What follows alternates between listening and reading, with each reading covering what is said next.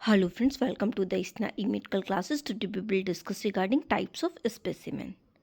First we will discuss about what are the specimen. Specimen जो होते हैं वो क्या क्या टाइप के होते हैं जो कि हम कॉमनली जो है वो पेशेंट से कलेक्ट करते हैं. हम यूरिन का जो है स्पेसिमेन कलेक्ट करते हैं, स्पुटम का स्पेसिमेन लेते हैं, स्टूल का स्पेसिमेन लेते हैं. तो ये जो कॉमनली जो हम लेते हैं पेशेंट से वो ये सारे स्पेसिमेन जो है वो हम कलेक्ट करते हैं. First we will discuss regarding urine sample. Urine sample क्या होता है?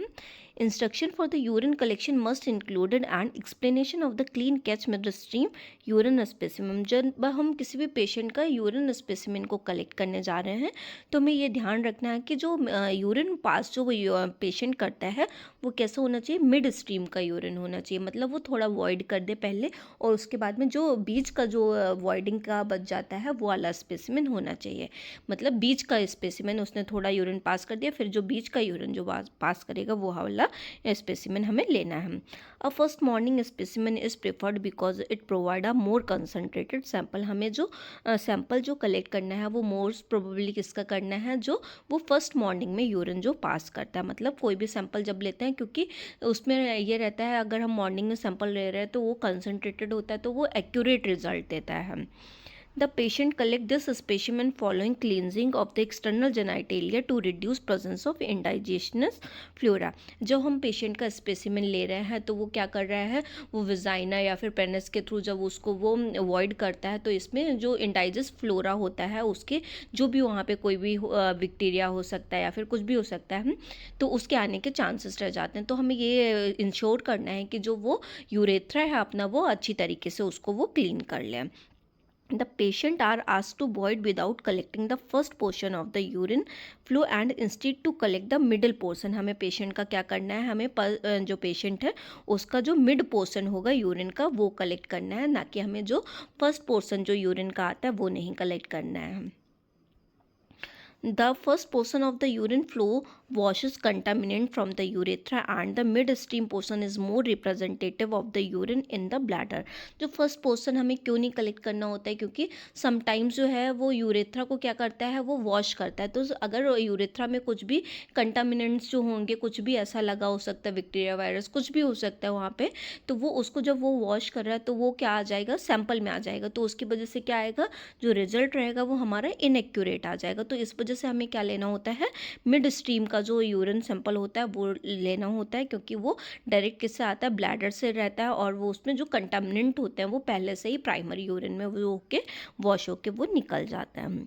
Personnel who collect catheterize specimen should also use the technique to eliminate organism carried up the urethra during catheterization. अगर कोई पर्सन है वो अगर उसका कैथेटराइजेशन हो रखा है कोई भी पेशेंट का, तो हमें क्या करना है? जो उसको एलिमिनेट करने के लिए, ऑर्गेनिज्म को एलिमिनेट करने के लिए कि उससे बैक्टीरिया वायरस ना आए, तो उससे जो है हमें उसको कैथेटराइजेशन का जो है वो पूरा एलिमिनेशन वाला जो प्रोसेस होता है ऑर्गेनिज्म को एलिमिनेट करने का, वो प्रोसीजर को फॉलो अप करते हुए तब हमें कैथेटराइजेशन के थ्रू यूरिन जो है वो लेना है. नेक्स्ट वन है हमारा स्पुटम कलेक्शन. स्पुटम कलेक्शन क्या है? Sputum specimen are often collected for the diagnosis of bacterial pneumonia. जो स्पुटम कलेक्शन होते हैं वो क्यों किए जाते हैं? क्योंकि जो बैक्टीरियल निमोनिया जो होता है उसको डायग्नोस करने के लिए जो है वो क्या किए जाते हैं? स्पुटम का कलेक्शन किया जाता है. मतलब जो स्पुटम के अंदर आता है, कफ के अंदर जो निकलता है वो क्या निकलते हैं? वो बैक्टीरियल जो है वो उसके कंटामिनेंट्स जो होते हैं वो निकलते हैं. Lower respiratory tract specimen are among the most difficult specimen. जो लोअर रेस्पिरेटरी ट्रैक्ट के स्पेसिमेन होते हैं वो समटाइम्स क्या रहते हैं? मोर डिफ़िकल्ट स्पेसिमेन होते हैं to collect adequately because they are contaminated with oropharyngeal flora. क्योंकि ये क्यों कंटामिनेटेड होते हैं? क्योंकि इसमें जो आने के जो चांसेस रहते हैं उसमें ओरोफेरेंजियल फ्लोरा जो होती है फेरिंग्स की, ओरोफेरिंग्स की माउथ की, वो आके उसमें मिक्स हो जाती है. तो जो लोअर रेस्पिरेटरी से ट्रैक्ट का जो इन्फेक्शन होता है, जो स्पुटम होता है उसका इन्फेक्शियस वाला, वो आने के इसी वजह से समटाइम्स वो क्या हो जाता है? डिफ़िकल्ट हो जाता है कलेक्ट करना, क्योंकि उसमें ओरल फेरेंजियल फ्लोरा जो है वो कंटामिनेटेड होते हैं, वो उसके स्पेसिमेन में आ जाती है. For this reason they are one of the least clinical relevant specimen received for culture. इसीलिए क्या होते हैं, इसी रीज़न की वजह से इनको जो रिलेवेंट जो स्पेसिमेन है इनको नहीं माना जाता है, क्योंकि ये समटाइम्स जो है ये रॉन्ग रिजल्ट भी दे देते हैं। Other specimens such as blood or bronchoalveolar lavage may be more accurate in detecting the etiological agent, for example microorganisms causing the disease। जो भी अदर स्पेसिमेन होते हैं जैसे ब्लड कल्चर हो गया या फिर ब्रोंको एल्व्यूलर लावाज हो गया, इसके थ्रू क्या आता है, मोर एक्यूरेट रिजल्ट आता है एज़ कम्पेयर टू द जो स्पुटम का कलेक्शन जो हम कर रहे हैं, जो वो ट्रैक्ट है हमारा उसका जो कलेक्शन कर रहे हैं, उसके बजाय क्या एक्यूरेट स्पेसिमेन होता है कि ब्लड सैंपल का कलेक्शन कर लें और ब्रोंको एल्व्यूलर लावाज के थ्रू हम उसका स्पेसिमेन जो है वो कलेक्ट कर लें। इसके थ्रू जो आता है, जो कॉजेज जो होते हैं वो परफेक्ट कॉजेज आते हैं, इसके थ्रू हम अच्छी तरीके से इसको हम डायग्नोस कर सकते हैं। जैसे जो भी माइक्रो ऑर्गेनिज्म जो हो रहा होगा, जो डिजीज़ कॉज करता है, उसको हम ईजिली डायग्नोस कर सकते हैं इनके through. Collection of quality sputum sample requires through patient education and medical personal oversight of the process। जब हम स्पुटम कलेक्ट कर रहे हैं तो उसके लिए जो पेशेंट को पहले हमें एजुकेट करना होता है, जो मेडिकल पर्सनल है उसको पूरा जो प्रोसीजर जो है उसको जहाँ पे पेशेंट का कर रहा है उसको पूरा प्रोसीजर उसको एक्सप्लेन करना होता है कि हम क्या करने जा रहे हैं, क्यों करने जा रहे हैं, कैसे करेंगे, हम उसको पूरा अच्छी तरीके से एक्सप्लेन करना होता है। उससे पहले पेशेंट का जो वर्बल कंसेंट है वो हमें लेना होता है कि हम आपका जो है ये कर सकते हैं कि नहीं कर सकते हैं। The first early morning specimen is preferred. Sputum collection के लिए भी हम कौन सा सैंपल कलेक्ट करते हैं, हम स्पेसिमेन कलेक्शन जो करेंगे वो मॉर्निंग का सैंपल को कलेक्ट करेंगे। The patient need to be understand the difference between sputum saliva and nasal secretion. जो स्पुटम का अगर हम जब सैंपल लेने गए हैं, स्पेसिमेन लेने गए हैं पेशेंट से, तो उसको डिफरेंस पता होना चाहिए कि वो सलाइवा ही ना दे दे, कफ ही उसको देना चाहिए, स्पुटम ही उसको देना चाहिए, और नेजल सिक्रेशन के बीच में, इन सारी चीज़ों के बीच में, क्योंकि ये सिमिलर होती हैं, इनके बीच में उसको जो है वो डिफरेंस पता होना चाहिए। The patient should be rinse the mouth with water and expectorant with the aid of deep cuff directly into a sterile container। जो पेशेंट है उसको अपना माउथ जो है वो धोना चाहिए, किससे, वाटर से उसको धोना चाहिए, और उसको डीप कफ जो है वो उसको जब वो स्पुटम कलेक्शन के लिए दे रहा है, स्पेसिमेन के लिए दे रहा है, तो उसको डीप कफ है वो देना है, ना कि जो सुपरफिशियल जो आ जाता है एक बार खांसने पे वो नहीं देना है, उसको बिल्कुल बहुत तेज़ से खांस के उसको जो डीप कफ आता है वो देना है। Patient with denture should remove the denture first. अगर कोई पर्सन जो है वो डेंचर बियर करता है तो उसको उस टाइम पे डेंचर्स जो हैं वो निकाल देने हैं। A single specimen should be adequate for detection of bacterial lower respiratory tract infection। ये सिंगल इन्फेक्शन जो होता है वो एडिक्वेट होता है एक बार के, अगर हमें लोअर रेस्पिरेटरी ट्रैक्ट इन्फेक्शन जो है वो उसके लिए हमें स्पेसिमेन लेना है तो सिंगल स्पेसिमेन बहुत होता है।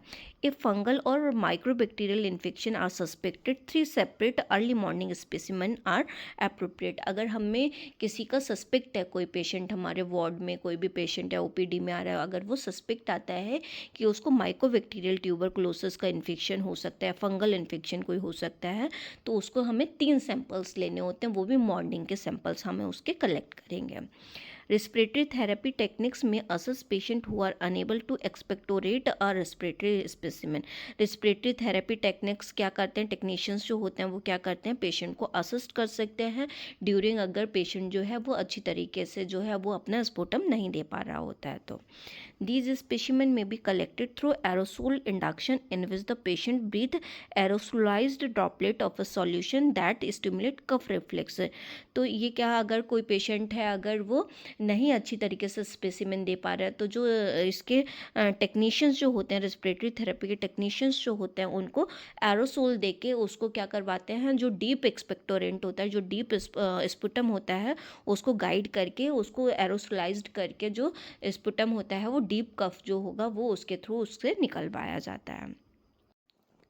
When sputum specimen are submitted to microbiology, the laboratories should be informed of whether the specimen is expectorated or induced। जब ये स्पेसिमेन जो होते हैं, जब ये लेबोरेटरी के लिए जाते हैं तो ये हमें इन्फॉर्म करना चाहिए, जो भी वहाँ पे टेक्नीशियंस है, जो भी उसको स्पेसिमेन जो है उसको जो टेस्ट करेगा उसको हमें स्पेसिफाई कर देना होता है कि ये इंड्यूस्ड स्पेसिमेन है, कि मतलब पेशेंट को हमने इंड्यूस करवाया है या फिर उसने जस्ट एक्सपेक्टोरेंट करके मतलब खांस के ही ही जो उसका स्पुटम है वो निकल आया, मतलब इंड्यूस कराया हुआ स्पुटम है या फिर उसने जो है वो अपने आप से ही निकाल के दिया है। Next one, stool collection. Stool collection क्या है? The specimen of choice for the detection of gastrointestinal pathogen is stool. अगर किसी का हमें जीआई का मतलब गैस्ट्रोइंटेस्टाइनल का पैथोजन का कोई पता लगाना है कि उसके जीआई सिस्टम में, गैस्ट्रोइंटेस्टाइनल सिस्टम में क्या प्रॉब्लम है, कोई भी पैथोजन की है कोई प्रॉब्लम है, तो हम किसका कलेक्शन करते हैं? स्टूल का कलेक्शन करते हैं। A rectal swab can be submitted for bacterial culture as long as faecal material is visible on the swab. हमें जो उसमें क्या करना होता है, रेक्टल स्वैब के थ्रू उसका फीकल मटेरियल जो होता है वो लेना होता है, और जो रेक्टल स्वैब पे जो फीकल मटेरियल लिया है वो विजिबल होना चाहिए, फीकल मटेरियल रेक्टल जो स्वैब के ऊपर। A single specimen that has yielded a negative result is not usually sufficient to exclude bacteria or parasite। ये सिंगल स्पेसिमेन क्या होता है, ये समटाइम्स क्या दे सकता है, नेगेटिव रिजल्ट दे सकता है। अगर ये सैंपल सही से कलेक्ट नहीं हुआ है तो इसमें सफिशिएंट अगर बैक्टीरिया और पैरासाइट नहीं आया है स्वैब के अंदर तो फिर वो निगेटिव रिजल्ट भी दे सकता है। If bacterial infection is suspected 3 specimen should be collected. अगर किसी का हमें सस्पेक्ट है कि इसको बैक्टीरियल इन्फेक्शन हो सकता है तो उसके भी स्पेसिमेन कितने लेंगे? 3 स्पेसिमेन जो होंगे वो स्टूल के हम लेंगे। If parasites are suspected, 3 specimen collected within 10 days should be sufficient for microscopic detection of ova and parasite। अगर किसी को पैरासाइट का इन्फेक्शन जो है वो सस्पेक्ट हुआ है तो हमें क्या करना होता है, 10 दिन के अंदर 3 सैंपल जो हैं वो स्टूल के कलेक्ट करने हैं। तो इसकी वजह से क्या हो जाता है, 3 सैंपल जो लेंगे 10 डेज़ के अंदर तो जो पैरासाइट्स होंगे उनके ओवा जो होंगे वो ईजिली जो है वो आइडेंटिफिएबल जो है उसके अंदर हो जाता है। Some laboratories offer an initial parasite screening for Giardia lambida और Cryptosporidium। जो स्पीसीज़ हैं इनके जो लेबोरेटरी जो है ये क्या करती हैं, जियार्डा लैम्बिया के और क्रिप्टोस्पोडियम के जो डिफरेंट इनिशियली पैरासाइट्स जो होते हैं इनके जो डिफरेंट स्क्रीनिंग जो है वो करवाती हैं। मतलब स्टूल के कलेक्शन के टाइप जो है वो बड़े डिफरेंट हो जाते हैं। Newer method detect parasite antigen and 1 sample is usually sufficient.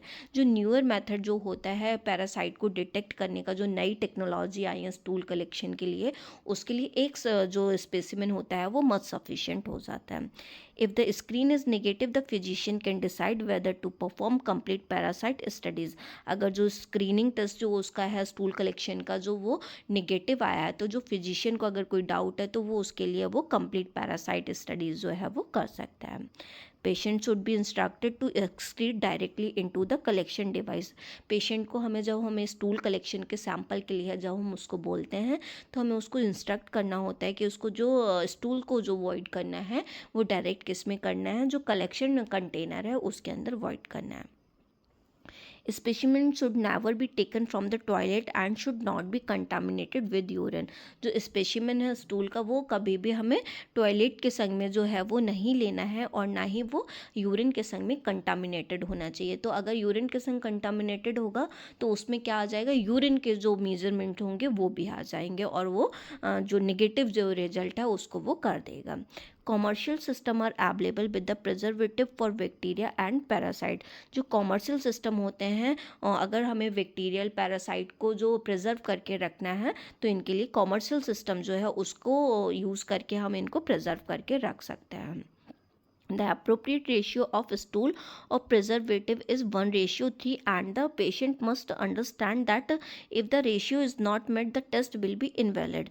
जो इसके लिए प्रिजर्वेटिव का जो रेशियो होता है स्टूल कलेक्शन के लिए वो कितना होता है, 1:3 होता है। और पेशेंट को जो अवेयर रहना चाहिए कि अगर इसका जो रेशियो जो है वो सही से नहीं मिला, स्टूल का कलेक्शन उसने सही तरीके से नहीं दिया जितना एज उसमें प्रिजर्वेटिव था, तो उसको पता होना चाहिए इस बारे में, क्योंकि ये जो सैंपल का कलेक्शन है वो कैसा उसका रिजल्ट दे सकता है, इनवैलिड रिजल्ट जो है वो दे सकता है।